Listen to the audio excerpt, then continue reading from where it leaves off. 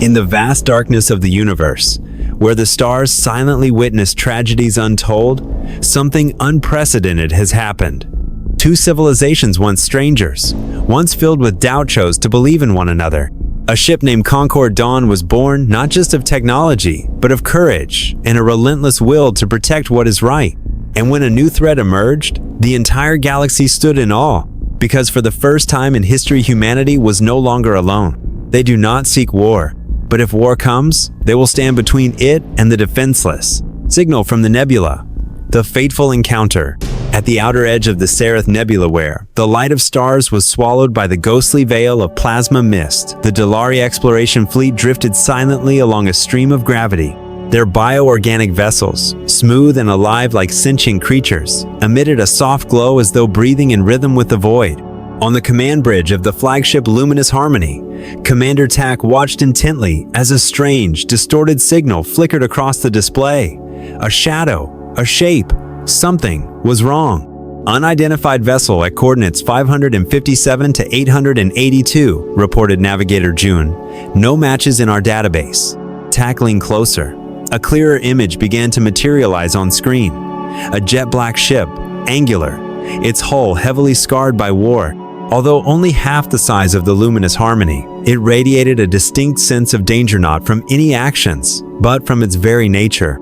Activate first contact protocols, Tak ordered calmly, though the inner membrane of his body quivered with unease.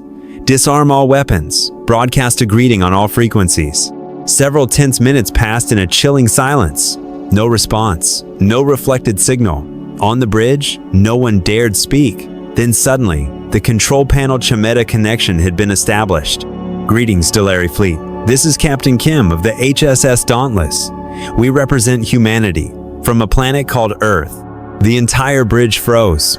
A strange voice, unlike any known phonetic systems from the species the Delari had encountered before.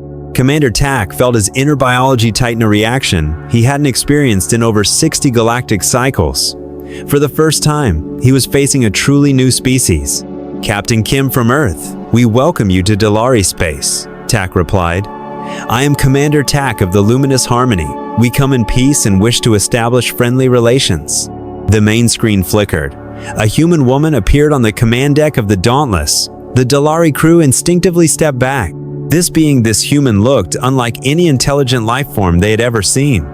She stood upright on two limbs, her flat face featuring two piercing eyes locked onto the lens. Her skin was covered in artificial gray-blue fabric, adorned with strange symbols across her chest. Tak couldn't look away. They didn't appear advanced, but there was something else, something powerful, a strength that didn't come from size, but from within. Thank you for your welcome, Commander Tak, Kim responded. We are on an exploratory mission. We did not expect to encounter an intelligent species in this region. This is a truly fortunate discovery. Science Officer Mi stepped close and whispered, their ship design appears primitive. I detect scorched metal from chemical combustion, signs of nuclear energy, no quantum drive. And yet, they made it here. Tak nodded slowly. That was indeed worth pondering. This region was over 30 light-years from the nearest planetary system. Without space-folding technology, they should not have been able to reach it. Captain Kim, it would be an honor to learn more about your species and your homeworld. Perhaps we could arrange a direct meeting between our crews? Tak proposed. There was a pause before Kim replied. We are open to sharing cultural information, but I must first request authorization from higher command before meeting in person. Exploring the Dauntless. Secrets beneath the Explorer's shell. Less than one cycle after Earth confirmed the communication signal, Captain Kim transmitted a follow-up message.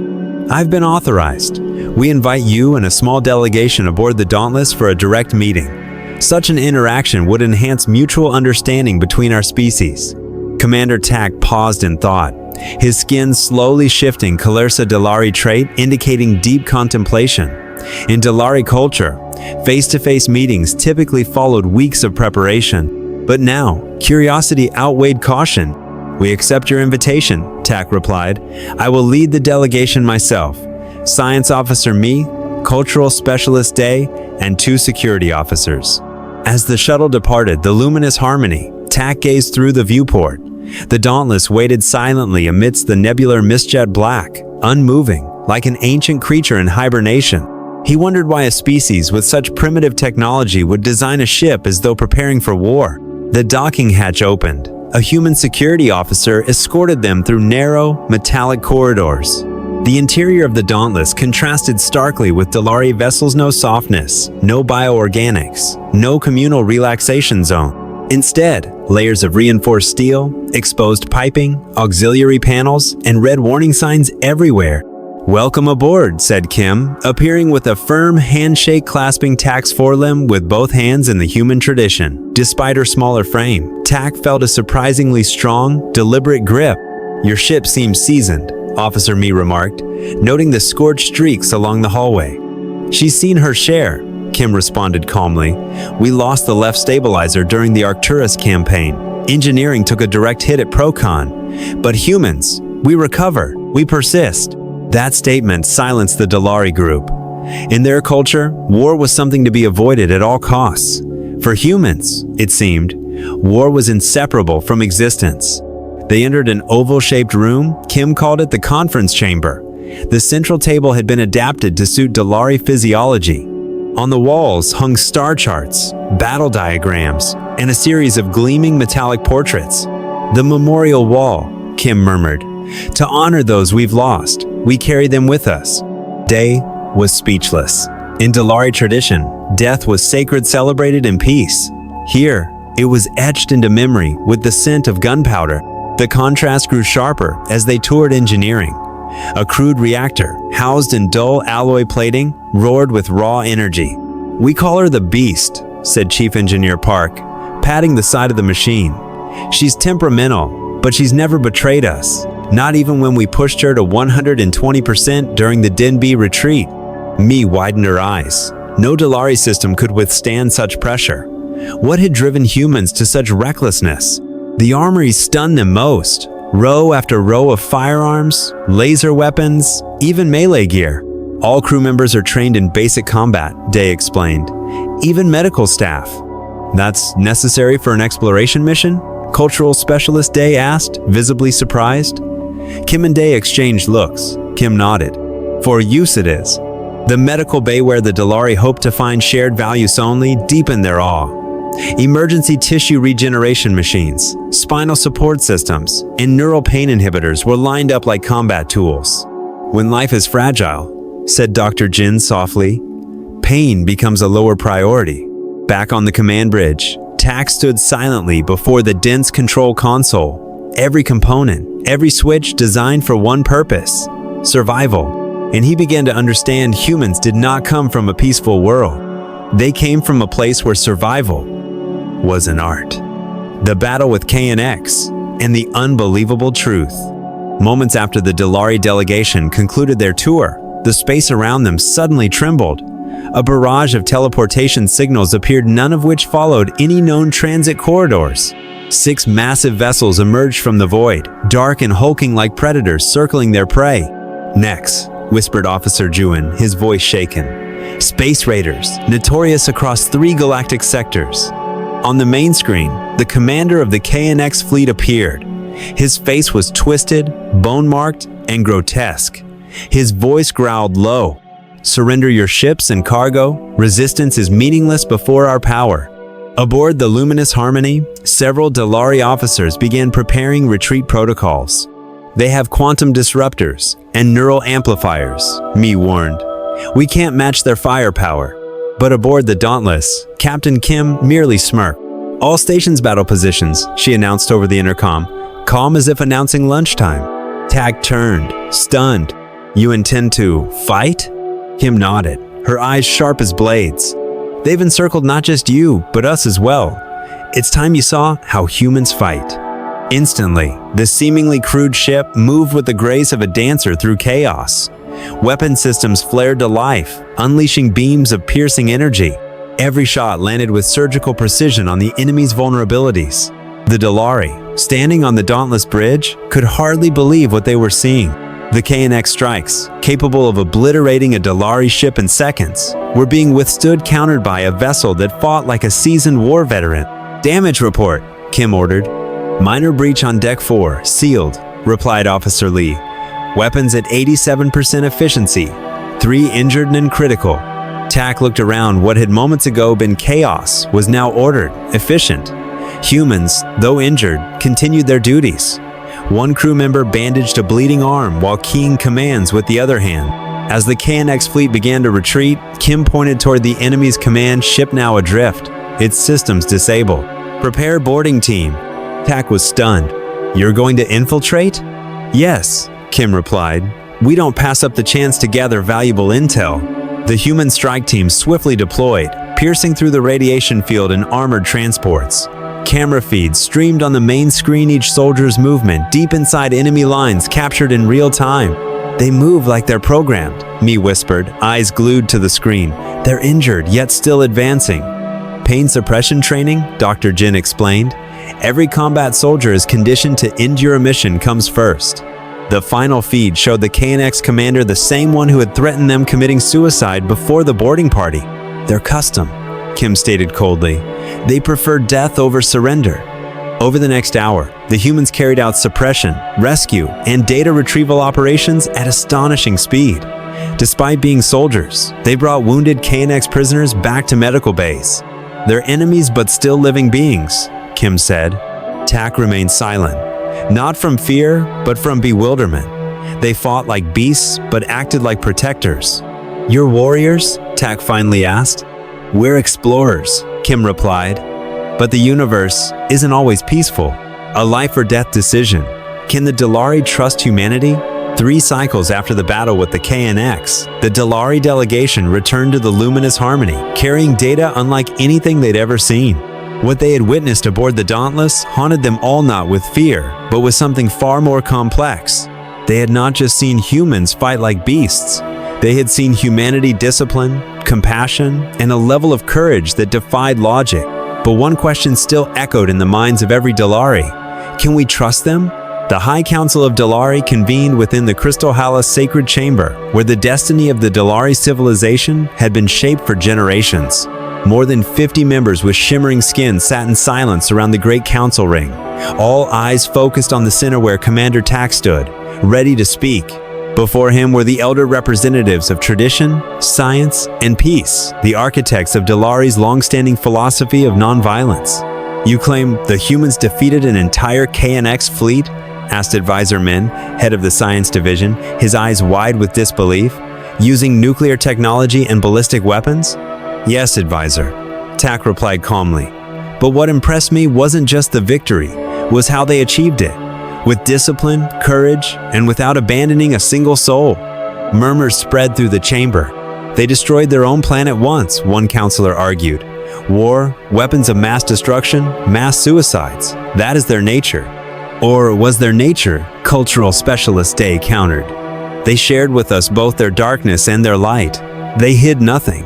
And in that battle, they didn't just defend themselves, they protected us, too."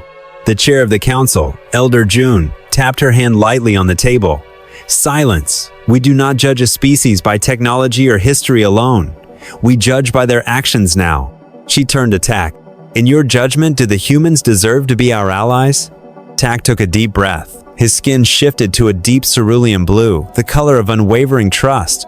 "I believe they do. Not because they are perfect, but because they have learned to fight for what's right. And because, if they were our enemies, we wouldn't be here discussing it."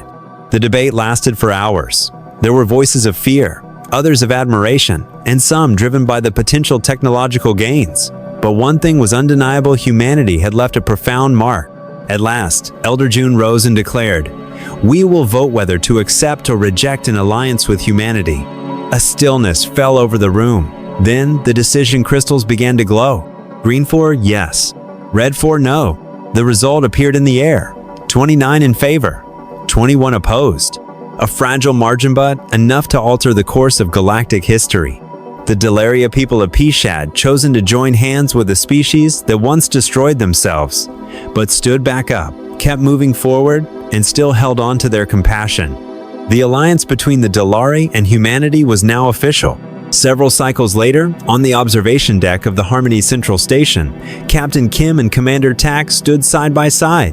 Before them, the Alliance diplomatic vessel approached escorted by the HSS Defender, Earth's newest and most powerful warship. I didn't expect your council to be so brave, Kim said, eyes gazing into the stars. Tak smiled, his skin shifting to a silvery white hue, color of peace. We once feared your kind. But then I realized, sometimes danger comes not from what something is, but from what we fail to understand. A new alliance, a new galactic order.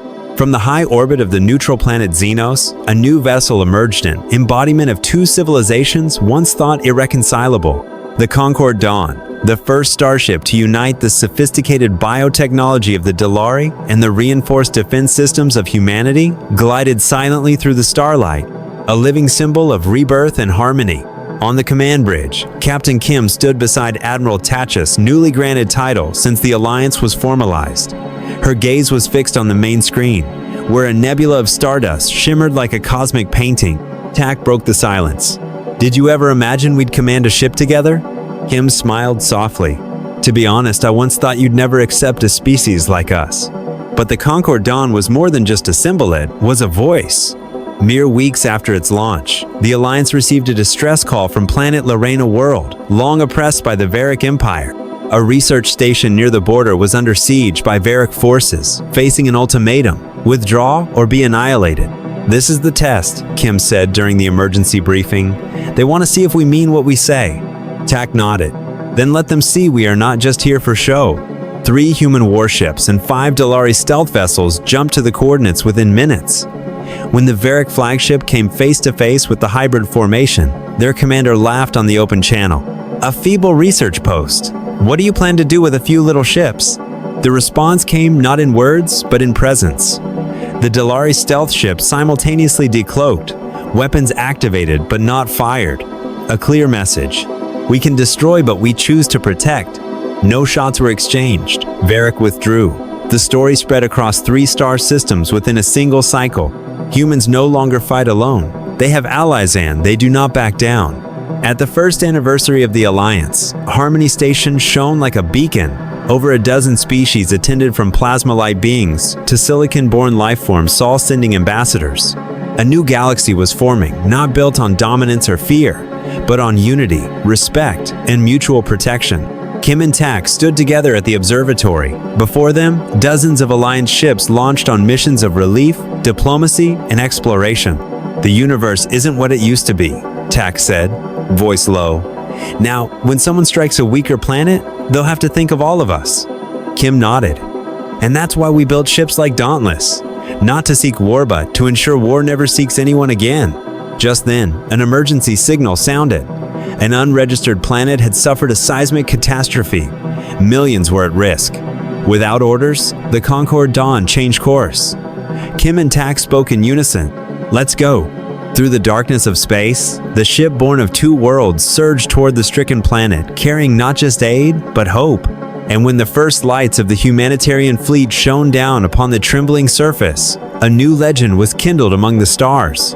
A legend that did not begin with war, but with a meeting between 2 species once divided by fear, who chose instead to rewrite the very fabric of the galaxy. Never judge a species by appearances, especially not humanity. Light amidst the void. From the farthest reaches of the Andalius Belt, a strange signal was received, a signal devoid of language, defying all known laws of physics. It came like a wave of pure emotion, instantly sending shivers through the Delari scientists. Meanwhile, on Earth, observatories simultaneously detected disturbances in space-time as if a door was slowly creaking open. News spread quickly. The newly formed Alliance Council was summoned at Harmony Station, for the first time including representatives from both species and over a dozen other civilizations. On the holographic display, a warped region of space where even light could not escape was marked, Unidentified Zone 7K Theta. This may be a distress signal, or a warning, said Specialist Day, but whatever it is, we cannot ignore it. Captain Kim spoke up, her eyes unwavering. Concord Dawn will go first. We do not represent Earth alone. We represent those willing to ask the question instead of looking away. Admiral Tak nodded, and for the first time before the Council, he stood openly beside humanity without hesitation. If the universe sends a signal, he said, the first thing it needs is someone to listen. Concord Dawn jumped to the designated coordinates after 3 refueling cycles using Delari biotech. When they arrived, a sight unlike any seen before unfolded data, vortex of matter, neither dark nor light, shifting its very nature with each moment. The ship fell into silence. No one issued orders. All eyes locked on the main screen, holding their breath. Suddenly, a voice rang out, not through the radio, not in words. It echoed within each mind. I have watched you destroy one another, but this time, you chose to survive together. Tak turned to Kim. Neither spoke. They didn't need to. The answer was already written in what they had been through together. The signal vanished, but something remained, a seed of light, a crystal radiating an energy no species had ever encountered. In the months that followed, scientists from both worlds worked side by side, researching, debating, forging new theories together. Conquered Dawn did not return as a hero, but as a storyteller, and its story spread across star systems from icy worlds to deserts of starlight. A single message echoed: when civilizations choose trust over fear, the entire universe changes. 5 years later, in the central square of the neutral planet Xenos, a monument was raised, not to honor a person, but to honor a moment.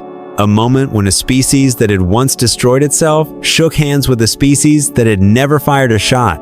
A moment when war stepped back and understanding stepped forward.